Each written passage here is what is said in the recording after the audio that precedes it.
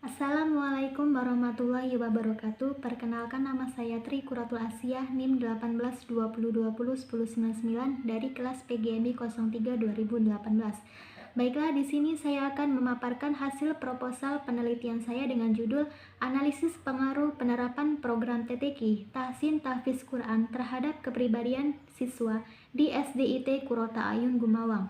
Baiklah, langsung saja poin pertama, yaitu A. Latar belakang. Pendidikan merupakan suatu usaha dari setiap bangsa dan negara untuk mewariskan pengetahuan dari generasi ke generasi.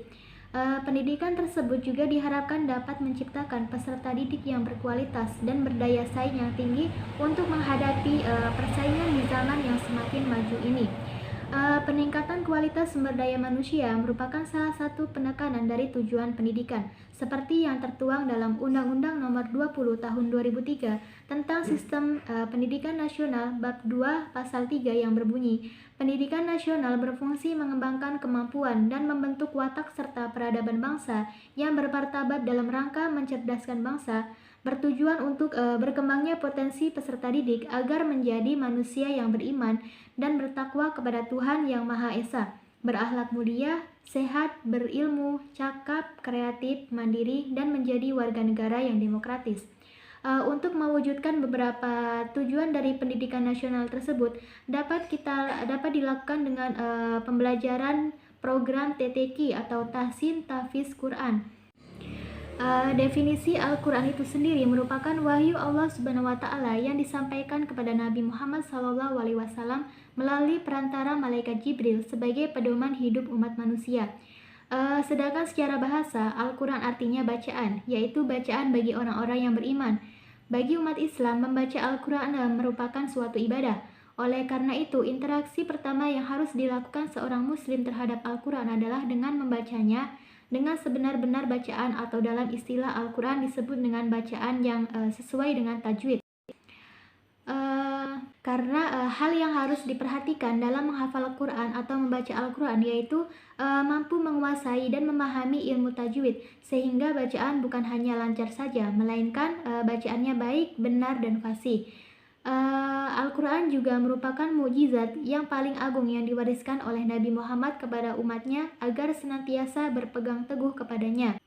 Seseorang yang membaca dan menghafal Al-Quran maka akan lebih dekat untuk mendapatkan keutamaan yang dimiliki Al-Quran itu sendiri, karena Al-Quran mempunyai pengaruh yang sangat kuat terhadap jiwa manusia. Adapun keutamaan membaca dan menghafal Al-Quran antara lain, yang pertama, akan diangkat derajatnya oleh Allah Subhanahu wa Ta'ala menjadi syafaat pada hari kiamat. Membaca satu huruf akan mendapatkan 10 pahala kebajikan. Dan yang terakhir yaitu mendapat ketenangan dari Allah Subhanahu wa Ta'ala. Dari beberapa keutamaan yang dimiliki Al-Quran, diharapkan siswa yang menghafalkannya dapat mempunyai hati yang bersih dan dapat terhindar dari sifat iri dan dengki. Hafalan tersebut sebagai media untuk melatih dan mensucikan jiwa, dan juga diharapkan dengan hafalan tersebut siswa dapat terhindar dari sifat yang tercela seperti yang disebutkan tadi. Dan Al-Quran tersebut dapat menjadi indikator dari peningkatan pada kepribadian anak yang baik. Kepribadian itu sendiri adalah sifat atau tingkah laku yang dimiliki oleh anak yang mencerminkan sifat anak tersebut. Karena sikap atau tingkah laku pada anak berbeda-beda antara satu dengan yang lainnya. Dalam kehidupan sehari-hari, kepribadian sangat diperlukan anak-anak, bahkan orang dewasa pun juga sangat memerlukan akan adanya kepribadian yang baik yang tertanam dalam diri tersebut. Pembentukan kepribadian yang baik dapat ditingkatkan melalui kegiatan pembiasaan. Contohnya seperti kegiatan pembiasaan membaca Al-Quran atau menghafal Al-Quran. Seseorang jika dibiasakan dengan kebaikan dan diajarkan kepadanya sifat-sifat yang baik, maka anak akan tumbuh dan bahagia di dunia dan di akhirat.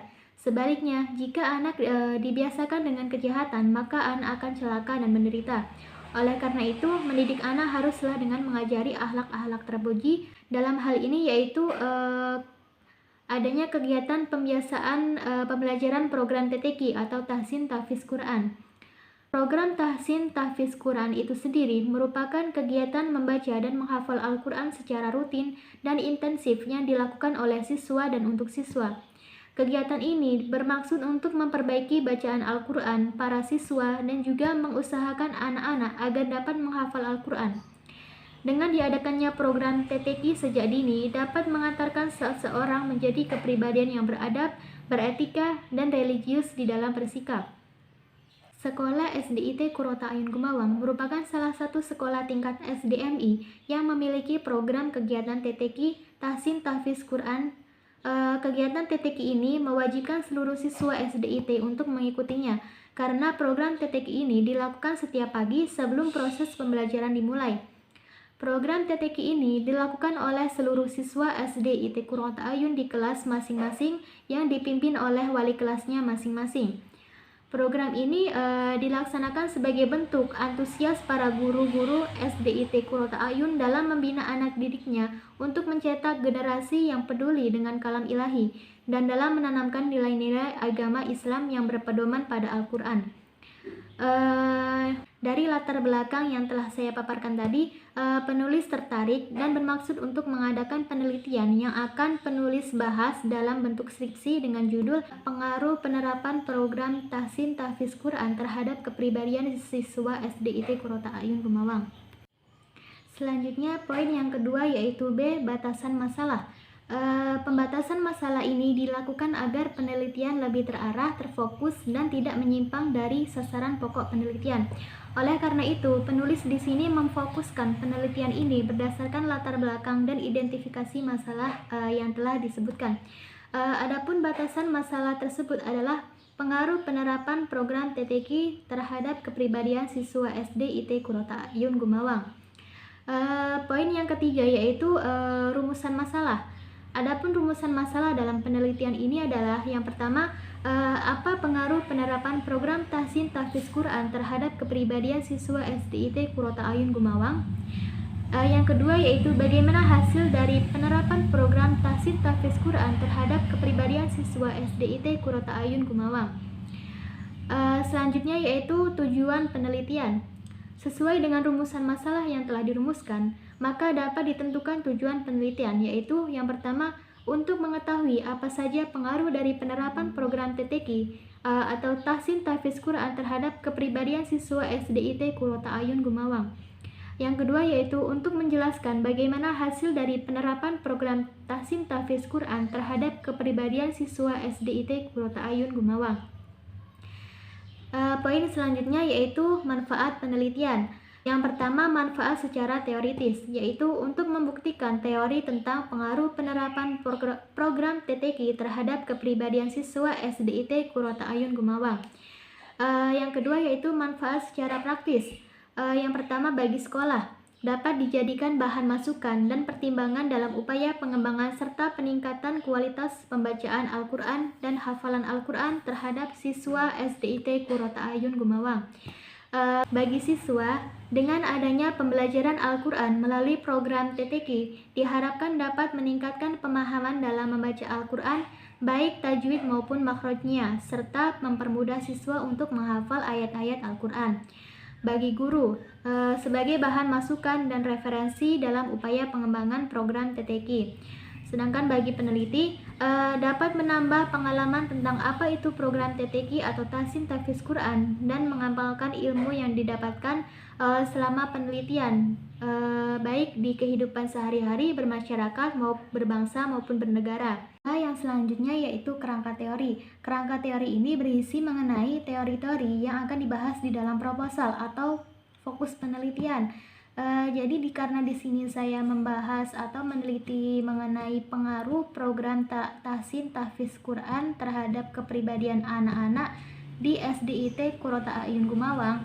Jadi di dalam kerangka teori ini saya memasukkan teori-teori mengenai atau yang berhubungan dengan Tahsin Tahfiz Quran dan juga kepribadian.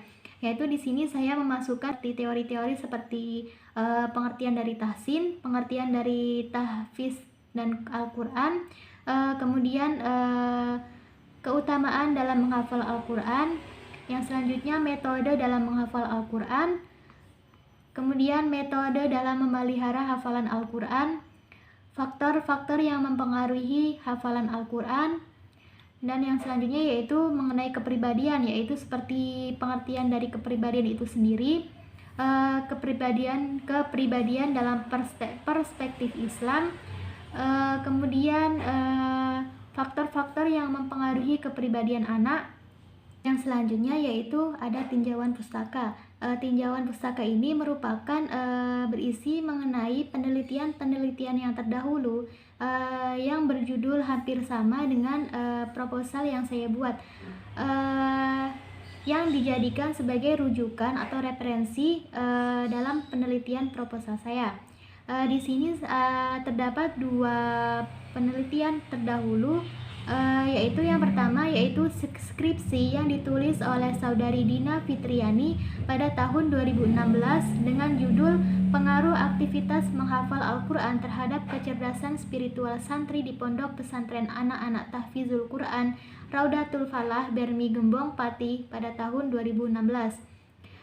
Yang kedua yaitu ada skripsi yang ditulis oleh Saudari Jamilah yang berjudul Pengaruh Tahsin Al-Tilawah Terhadap Efektivitas Pembelajaran Tahfiz Al-Quran di Madrasah Hifzil Quran Yayasan Islamic Center Sumatera Utara Medan. Yang selanjutnya yaitu ada hipotesis. Hipotesis ini adalah merupakan suatu jawaban yang bersifat sementara terhadap permasalahan penelitian sampai terbukti melalui data yang telah terkumpul. Berdasarkan kajian teoristik, maka dalam penelitian ini penulis memberikan hipotesis sebagai berikut. Yang pertama yaitu HA. H ini yaitu adanya pengaruh positif terhadap kepribadian anak-anak di SDIT Qurrata Ayun Gumawang. Kemudian HO, tidak adanya pengaruh positif terhadap kepribadian anak-anak di SDIT Qurrata Ayun Gumawang. Yang selanjutnya yaitu ada metodologi penelitian. Metodologi penelitian ini adalah metode-metode atau cara yang digunakan dalam melakukan penelitian. Metode penelitian ini merupakan cara ilmiah untuk mendapatkan data yang valid dengan tujuan dapat ditemukan, dikembangkan, dan dibuktikan suatu pengetahuan tertentu sehingga dapat digunakan untuk memahami, memecahkan, dan mengantisipasi masalah. Di sini dalam metode penelitian yang pertama yaitu ada jenis dan sifat penelitian. Jenis penelitian yang peneliti gunakan adalah penelitian lapangan atau field research, yaitu suatu penelitian yang bertujuan mempelajari secara intensif tentang latar belakang, keadaan sekarang, dan interaksi suatu sosial individu, kelompok, lembaga, dan masyarakat. Sedangkan untuk model penelitian ini adalah kualitatif. Penelitian kualitatif ini merupakan suatu penelitian yang berusaha mengungkap fenomena secara holistik dengan cara mendeskripsikan melalui bahasa non-numerik dalam konteks paradigma ilmiah. Jadi penelitian yang akan peneliti lakukan adalah penelitian kualitatif lapangan. Peneliti akan meneliti mengenai bagaimana pengaruh proses tahsin tahfiz Quran di SDIT Qurrata Ayun Gumawang terhadap kepribadian anak-anak. Yang selanjutnya sumber data. Sumber data ini adalah sumber-sumber yang digunakan seorang peneliti dalam mendapatkan sejumlah informasi atau data-data yang dibutuhkan dalam sebuah penelitian. Adapun sumber data yang peneliti gunakan dalam penelitian ini yaitu 2 macam sumber. Yang pertama yaitu sumber data primer. Sumber data primer ini adalah sumber data yang langsung memberikan data kepada pengumpul data. Dapat disimpulkan bahwa sumber data primer ini merupakan data yang diperoleh oleh peneliti dari sumber utama yang menjadi sasaran utama dalam penelitiannya, sehingga data primer yang akan peneliti peroleh adalah dari guru yang mengajar tahfiz Quran di SDIT Qurrata Ayun Gumawang. Kemudian ada sumber data sekunder. Sumber data sekunder ini merupakan sumber yang tidak langsung memberikan data kepada pengumpul data, misalnya lewat orang lain atau lewat dokumen. Berdasarkan pengertian sumber data sekunder tersebut, maka data sekunder yang peneliti gunakan berasal dari kepala sekolah dan siswa. Selain itu juga dengan dokumentasi seperti penelitian yang berkaitan dengan judul peneliti, buku tentang teori yang berhubungan dengan masalah penelitian peneliti, sehingga bisa menjadi data perlengkapan dalam penelitian. Yang selanjutnya ada teknik pengumpulan data. Teknik pengumpulan data ini merupakan cara mengumpulkan data yang dibutuhkan untuk menjawab rumusan masalah penelitian. Teknik pengumpulan data dalam penelitian ini atau dalam proposal ini yaitu menggunakan teknik observasi, wawancara, dan juga dokumentasi. Yang pertama yaitu wawancara. Wawancara ini adalah percakapan dengan maksud tertentu. Percakapan ini dilakukan oleh dua pihak, yaitu yang pertama pewawancara atau interviewer yang mengajukan pertanyaan dan terwawancara yang memberikan jawaban atas pertanyaan itu. Yang kedua yaitu ada observasi. Observasi ini adalah suatu teknik atau cara mengumpulkan data dengan jalan mengadakan pengamatan terhadap kegiatan yang berlangsung. Dalam penelitian ini, peneliti menggunakan observasi non-partisipan, yaitu peneliti tidak dapat terlibat dan hanya sebagai pengamat independen. Teknik ini digunakan peneliti untuk memperoleh data primer tentang pembelajaran tahsin tahfiz Quran. Peneliti di sini melakukan observasi pada saat sebelum dan sedang jam belajar TTQ di SDIT Qurrata A'yun Gumawang untuk mengamati dan mencatat langsung keadaan guru dan siswa saat melakukan pembelajaran TTQ berlangsung. Yang terakhir yaitu ada dokumentasi. Dokumentasi ini, pengertian dari dokumentasi ini yaitu berasal dari asal katanya yaitu dokumen, yang artinya barang-barang tertulis. Di dalam melaksanakan metode dokumentasi, peneliti di sini menyelidiki benda-benda tertulis seperti buku-buku, majalah, dokumen, catatan harian, dan sebagainya. Metode dokumentasi ini akan peneliti manfaatkan untuk memperoleh data tentang sejarah singkat berdirinya SDIT Qurrata A'yun Gumawang serta hal-hal yang berkaitan dengan penelitian seperti data tentang prestasi belajar TTQ yang dilakukan siswa SDIT Qurrata A'yun. Baiklah, mungkin itu saja pemaparan dari proposal penelitian yang saya buat. Apabila terdapat salah kata dan pengucapan, saya mohon maaf. Saya akhiri. Wassalamualaikum warahmatullahi wabarakatuh.